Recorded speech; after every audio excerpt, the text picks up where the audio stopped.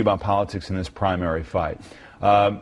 You said you were disgusted by some of the debates that you've been engaged in now. What's turned you off? Well, I guess it's the uselessness of some of this rhetoric. I mean, arguing over who mows Mitt Romney's lawn? I mean, in the midst of a crisis, a sovereign debt worldwide crisis, the biggest in the history of the world, and the financial system of the world is about to collapse. We're about to have another devaluation of not our currency, but our credit rating.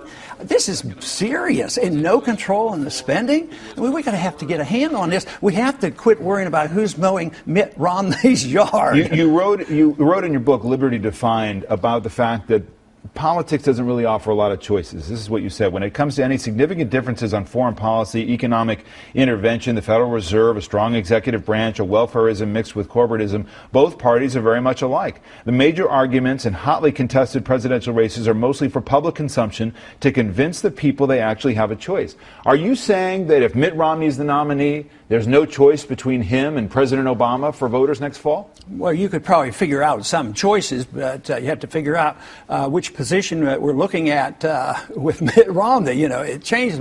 But my point is, would there be a change in foreign policy? No, there would not be. Would either one of them work on a true audit of the Fed and a change in monetary policy that the Federal Reserve can't monetize debt? No. Would they address the entitlement system? Would they ever address either one? That we should have concern about our debt and cut something like $1 trillion because we're on the road to fiscal insanity and a breakdown of the world financial market? No, there would not be a significant difference between the two, although on the edges maybe. I think Mitt Romney now is probably very sincere about his right to life issue, and probably on the tax issues there would be some differences. But the big issues, the big policies, regardless, I mean, Obama was elected as a peace candidate and expanded the war, and he goes into war without even congressional approval.